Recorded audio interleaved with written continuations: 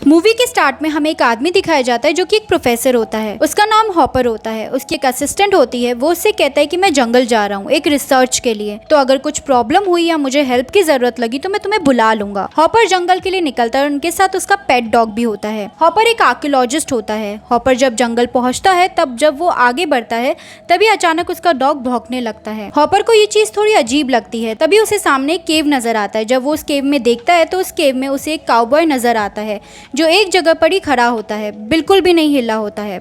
उसे ये चीज़ भी अजीब लगती है। फिर वो आगे बढ़ता है तो उसे एक वैन नज़र आती है जो कि उसके पेरेंट्स की ही होती है। वो उस वैन में कुछ चीज़ें तलाशता है, तब उसे वहाँ कुछ फ़ोटोज़ और सामान मिलता है। तो तब उसे पता चलता है कि उसके पेरेंट्स भी कभी इस जंगल में आए थे और खो गए थे। वो फिर अपने घर को जाता है और अपनी असिस्टेंट को बताता है कि उसने जंगल में क्या क्या देखा। हॉपर के घर में उसके असिस्टेंट के साथ उसके असिस्टेंट का भाई भी होता है। वो अपने असिस्टेंट से कहता है कि उसे उसकी हेल्प चाहिए थी जंगल की रिसर्च में, पर अब वो वहाँ अकेले जाएगा क्योंकि वो जंगल उसे कुछ ठीक नहीं लग रहा था। तब उसकी असिस्टेंट कहती है ठीक है, आप ध्यान से जाना और हेल्प चाहिए हो तो हमें इन्फॉर्म करना। वो वापस जंगल में अकेला जाता है। जंगल में जाते जाते रात हो जाती है और वो वापस उस केव तक पहुँचता है। वो उस केव में उस काउबॉय को देखता है जो कि अभी तक वहीं खड़ा होता है। ना ही वो अपनी जगह से हिलता है, ना ही कोई मूवमेंट करता है। ये देख हॉपर सोचता है कि ऐसी क्या चीज है जिससे देख वो काउबॉय वहीं खड़ा रहता है। वो उस केव में जाने की सोचता है और अपनी प्रोटेक्शन के लिए रस्सियां लगा लेता है ताकि अगर कोई खतरा आए तो वो उस आदमी यानी उस काउबॉय को बचाकर ले जाए। जब हॉपर केव में एंटर करता है, उसे उस आदमी के करीब जाता है, तब उसे वहाँ कुछ महसूस होता है। उसे ऐसा लगता है कि वहाँ एक दीवार है पर वो दिखाई नहीं देती। वो उस दीवार को छूते हुए आगे बढ़ता है, तब उसे वो काउबॉय भी चलता नजर आता है। उसे ये सब कुछ देखकर बहुत हैरानी होती है। वो कुछ समझ नहीं पाता और इस बात को 2 दिन बीत जाते हैं और हॉपर वापस घर नहीं लौट कर आता है। इस बात से प्रोफेसर की असिस्टेंट बहुत परेशान हो जाती है। उसे बहुत चिंता होने लगती है। तब उसका भाई उसे हौसला दिलाते हैं कि फिक्र मत करो, हम प्रोफेसर को ढूंढने जाएंगे। तब वो प्रोफेसर हॉपर की फ्रेंड को फोन लगाता है और उसे हेल्प के लिए बुलाता है। हॉपर की फ्रेंड के साथ उसकी बहन और उसकी बहन का क्लासमेट भी आते हैं और वो लोग कुछ ही देर में हॉपर की फ्रेंड की कार में निकल जाते हैं। वो कुल 5 जने होते हैं। थोड़ी देर में वो जंगल पहुंचते हैं और उन्हें वो वैन नजर आती है जो हॉपर के पेरेंट्स की होती है और वहाँ उनको हॉपर की कार भी नजर आती है। उन्हें उस वैन में कुछ फोटोज मिलती है जो कि हॉपर्स के पेरेंट्स की होती हैं और उन्हें पता चलता है कि प्रोफेसर हॉपर अपने पेरेंट्स को ढूंढने यहाँ आते थे। वो लोग अलग अलग होने का डिसाइड करते हैं ताकि वो जंगल को एक्सप्लोर कर लें और वो कुछ देर बाद एक केव देखते हैं जो कि वही गुफा होती है जिसमें हॉपर जाता है। वो सब वहीं मिल जाते हैं। उन सबको रस्सियाँ भी दिखती है जो प्रोफेसर की होती हैं। ज़्यादा दिन गुजारने की वजह से वो कमज़ोर हो जाती हैं। उसके बाद वो सब भी केव में जाने का डिसाइड करते हैं। वो सब प्रोफेसर की फ्रेंड की बहन के क्लासमेट को बाहर रुकने को कहते हैं और उसे वॉकी टॉकी भी देते हैं कि अगर कोई परेशानी हो तो हमें कॉन्टैक्ट करना। और वो लोग अंदर जाते हैं और उन्हें कुछ महसूस होता है कि दीवार जैसा है कुछ देर बाद हमें प्रोफेसर हॉपर दिखाते हैं जो ये महसूस करते हैं कि उस दीवार के अंदर वाले इंसान के मुताबिक टाइम सही चल रहा होता है, पर अंदर वाले इंसान के लिए बाहर का टाइम बहुत तेज चल रहा होता है और बाहर के लिए अंदर का टाइम बहुत स्लो होता है। तभी प्रोफेसर को अंदर के रात और सुबह का पता नहीं चलता और बाहर सुबह और रात जल्दी गुजर जाती है। तो ऐसा क्या होता है उस गुफा में जो टाइम आगे ही नहीं बढ़ता। तब पता चलता है कि वो गुफा द फाउंटेन ऑफ यूथ के नाम से जानी जाती है जो कि इंसानों को जवान बना देती है। तभी दूसरी तरफ बाकी के लोग गुफा के अंदर एंटर हो जाते हैं और अचानक उन्हें उस क्लासमेट की आवाज़ आती है वॉकी टॉकी पर हेल्प के लिए। और जनाब वो आगे जाके देखते हैं तब वहाँ वो क्लासमेट उन्हें मरा हुआ मिलता है। वो लोग बहुत दुखी हो जाते हैं और सोच में पड़ जाते कि ऐसा कैसे हो सकता है कि अभी अभी वो गुफा में एंटर ही किए होते हैं और क्लासमेट मर जाता है। फिर उन्हें भी वो राज पता चलता है कि इस गुफा का टाइम बहुत स्लो चल रहा है और जबकि उन्हें पता चलता है कि गुफा में आए हुए उन्हें 4 दिन बीत जाते हैं। तभी वो लड़का उस गुफा में आने की कोशिश करता है और गिर जाता है। तभी कुछ लोग उसे मार के चले जाते हैं। प्रोफेसर की दोस्त बहुत चिंता में आ जाती है और सब लोग बहुत उदास हो जाते हैं। तब वो गुफा से बाहर जाने का सोचते हैं क्योंकि उन्हें लगता है कि अगर वो नहीं निकले वहाँ तो ये सब मर जाएंगे। तभी प्रोफेसर की दोस्त गुफा से बाहर जाकर देखती है और बहुत हैरान हो जाती है क्योंकि जब वो बाहर की दुनिया देखती है तब वो दुनिया बिल्कुल बदल चुकी होती है।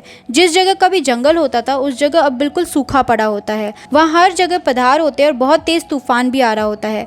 वहाँ की हवा भी बदल जाती है, उसमें सांस लेना मुश्किल हो जाता है। ये सब देखकर उसे कुछ समझ समझ नहीं आता। वो सोचती है उन्हें केव में आए हुए सिर्फ कुछ दिन ही होते हैं और बाहर की दुनिया बिल्कुल बदल जाती है, जैसे कि बहुत ज़्यादा साल गुजर गए हों। उसे वहाँ आसमान में स्पेसशिप भी नजर आता है जो कि बहुत अजीब दिख रहा होता है। वो स्पेसशिप ट्रायंगल शेप की होती है और वो इन सब चीज़ों को अपने फ़ोन में रिकॉर्ड कर लेती है ताकि वो अपने दोस्तों को दिखा सके। वो बहुत डर जाती है और अपने दोस्तों के पास वापस केव में आ जाती है और अपने दोस्तों को बताती है कि बाहर दुनिया तबाह हो चुकी है, जैसे उन्हें यहाँ केव में आए हुए 1000 साल गुजर चुके हों। वो लोग उसे कहते हैं कि तुम बाहर गए हुए 1 मिनट भी नहीं हुआ और तुम इतनी जल्दी आ गई और हमें ऐसा मजाक कर रही हो, हम तुम्हारी बात क्यों माने। तो वो उन्हें अपना फ़ोन दिखाती है जिसमें सब कुछ रिकॉर्ड किया हुआ होता है। वो लोग उस वीडियो को देखकर हैरान हो जाते हैं और घबरा जाते हैं, उन्हें कुछ समझ नहीं आ रहा होता कि ऐसा क्यों हो रहा है। तब अचानक ऊपर से एक लैडर गिरती है जो बहुत ही एडवांस होती है। वो न्यू टेक्नोलॉजी की बनी होती है। उन लैडर में से एक आदमी उतरता है जो रोबोट लगता है क्योंकि वो उस तरह का सूट पहना हुआ होता है, पर वो एक 8 फीट का आदमी होता है। उसे देखकर वो लोग डर जाते हैं, पर वो उन्हें कुछ नुकसान नहीं पहुंचाता और उन्हें ये कहता है कि वो एक इंसान ही है। तभी एक आदिवासी आकर उस रोबोट आदमी पर हमला करता है। उसे देखकर ऐसा लगता है कि वो भी अपने टाइम में यहाँ आया होगा और फंस गया होगा और उस पर बहुत बुरी तरह हमला करता है। ये देख वो लोग डर जाते हैं और केव में आगे बढ़ते हैं। तभी थोड़ी दूर पहुँच के उसे प्रोफेसर हॉपर के पेरेंट्स दिखते हैं। उन्हें पता चलता है कि वो भी यहाँ आकर फंस जाते हैं और ये आदिवासी इन्हें भी खतरा समझकर मार डालते हैं। तभी उन लोगों को वहाँ कुछ आदिवासी नजर आते हैं, पर वो असिस्टेंट के भाई को मार देते हैं और तभी वो रोबोटिक मैन वहाँ आता है। उसे जिंदा देखकर सब हैरान रह जाते हैं क्योंकि ऐसा मुमकिन नहीं था। सबको ऐसा लगता है कि उसने ज़रूर किसी टेक्नोलॉजी का इस्तेमाल किया होगा जिससे वो उस खतरनाक आदिवासी से बच गया। तभी वो रोबोटिक आदमी असिस्टेंट के भाई को लेकर एक पानी में चला जाता है, जिसमें जाने से असिस्टेंट का भाई जिंदा हो जाता है। तो सब सोचते हैं कि ऐसा कैसे हुआ। तब उन्हें पता चलता है कि उस फाउंडेशन का पानी होता है जिसे हीलिंग वाटर भी कहते हैं। ये पानी सिर्फ जवान नहीं बनाता बल्कि जिंदा भी कर सकता था। तब आदिवासी आकर उस रोबोटिक मैन पर अटैक करने की कोशिश करते हैं और तभी लड़ाई में उस रोबोटिक मैन का मास्क वो आदिवासी लोग उतार देते हैं और उसे सांस लेने में बहुत तकलीफ होती है और मरने से पहले वो उन लोगों को कुछ दिखाता है। उसके सूट में से एक रेड कलर की रेस निकलती है जिससे उन लोगों को पता चलता है कि जब वो किसी के बिना बताए उस केव में आते हैं तब उन सबके पेरेंट्स उन्हें काफ़ी महीनों तक तलाशते हैं और उनका इंतज़ार करते हैं। ये सब देख वो सब बहुत इमोशनल हो जाते हैं। तभी वो आदमी उन्हें एक और बात बताता है कि दुनिया पूरी तरह से तबाह हो रही है और जो जो इंसान बचेगा उस इंसान को वो मार्स पे ले जाएंगे। उन्होंने मार्स पर रिसर्च की होती है और वो रहने लायक भी होता है। तभी असिस्टेंट के भाई को कुछ सही नहीं लगता और वो आगे बढ़ता है। तभी उन्हें प्रोफेसर जमीन पर गिरे हुए मिलते हैं और प्रोफेसर के बिल्कुल सामने ही एक और इनविजिबल दीवार होती है जिसे एक ब्लू रेज निकल रही होती है।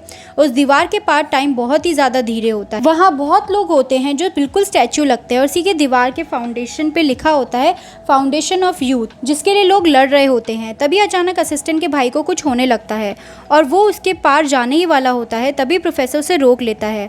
वहाँ वो रोबोटिक आदमी उन सबको बताता है कि वो जिस लैडर से आया था उसी लैडर से तुम सब भी बाहर चले जाओ क्योंकि टाइम भी बहुत कम बचा है। तभी असिस्टेंट का भाई प्रोफेसर को लेके जा रहा होता है तो देखते हैं कि प्रोफेसर बहुत जख्मी होते हैं और वो चलने की हालत में नहीं होते। वो असिस्टेंट के भाई से कहते हैं कि तुम लोग जाओ, मेरी चिंता मत करो। तभी वो सब लैडर की तरफ भागते हैं और उस पर चढ़ते हैं। तब प्रोफेसर हॉपर की दोस्त लूपर देखती है कि वहाँ ऊपर पानी होता है जो कि नीचे की तरफ नहीं आता। वो उस पानी को हाथ लगाती है। तभी उस पानी में से क्रिएचर आता है और वो प्रोफेसर की फ्रेंड को ऊपर खींच लेता है। तब केव का टाइम बिल्कुल धीरे हो जाता है जैसे कि रुक ही गया हो। इससे ये पता चलता है कि प्रोफेसर की फ्रेंड केव से बाहर निकल जाती है। तभी वो क्रिएचर प्रोफेसर की दोस्त के मुंह पे मास्क लगा देती है और उसका कॉस्ट्यूम भी एडवांस हो जाता है जिससे वो केव में वापस जाती है ताकि अपने दोस्तों को बचा सके। फिर वो एक रस्सी पहनती है और अपने दोस्तों को पकड़ लेती है और उन्हें भी ऊपर खींच लेती है। ये सब होते हुए वो आदिवासी देखते हैं पर उन्हें कुछ समझ नहीं आता। प्रोफेसर की दोस्त उन आदिवासियों को नहीं लेती पर वहाँ मरे हुए सारे लोगों को ले जाती है। वो लोग उस ट्रायंगुलर स्पेसशिप पर आ जाते हैं और जिंदा भी हो जाते हैं क्योंकि उस स्पेसशिप में वो हीलिंग वाटर होता है। उस पानी को वो एक कंटेनर में स्टोर कर लेते हैं जिससे वो आगे इस्तेमाल कर सकें और वो स्पेसशिप में बैठकर मार्स पे ले जाते हैं ताकि एक न्यू जिंदगी शुरू कर सकें। और यहीं पे इस मिस्टीरियस मूवी का एंड हो जाता है।